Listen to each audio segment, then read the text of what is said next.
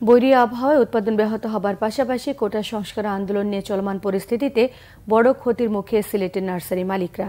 এর মধ্যে বিভাগীয় বৃক্ষ মেলা স্থগিত করায় আর বিপাকে পড়েছেন তারা। সিলেট থেকে রিপোর্ট করছেন দীপু সিদ্দিকী, ক্যামেরায় ছিলেন মোহাম্মদ আজমল আলী। ভরা বর্ষায়ও তেমন বিক্রি নেই সিলেটের নার্সারিগুলোতে। খরা, বন্যা আর চলমান পরিস্থিতিতে টিকে থাকার সংগ্রামে তারা। এর উপর অনুকূল পরিবেশ না থাকায় এখনও শুরু হয়নি বৃক্ষরোপণ অভিযান। এমনিতেই চারা বিক্রি হচ্ছে না, তার মধ্যে চলমান পরিস্থিতিতে বিভাগীয় বৃক্ষ মেলা স্থগিত হওয়ায় মাথায় হাত পড়েছে ব্যবসায়ীদের। মেলা না হওয়ায় সাধারণ মানুষেরও তেমন আগ্রহ নেই চারা কিনতে। পানি না দিলে পানি কতই হইতেছে, কতখান হয় ও কালকে পানি দিছি না, মাঝে গায়ে গাছ মরছে। বন্যার ক্ষতি হইল, ক্ষতি হয়েছে, অনেক ক্ষতি হয়েছে।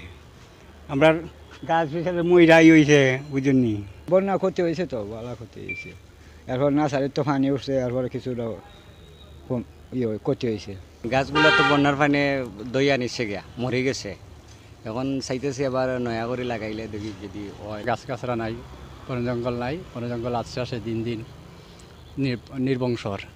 লাগানোর উৎসাহ নাই, মানুষ আস্তে আস্তে গাছপালা কাটিয়া ধ্বংস করে দেয়। আমরা হয়তো ঘুরে দাঁড়াতে পারবো, এটা সরকারের নীতি নির্ধারকরা আছেন, ওনারা আমাদের সবসময় যোগাযোগ রাখতেছেন এবং বলতেছেন যে সাময়িক কারণে মেলাটাও স্থগিত করা হয়েছে। পরিবেশ পরিস্থিতি হলে আমরা আবার পুনরায় মেলাতে এবং নার্সারি জগৎটা নিয়ে আমরা এগিয়ে যেতে পারবো।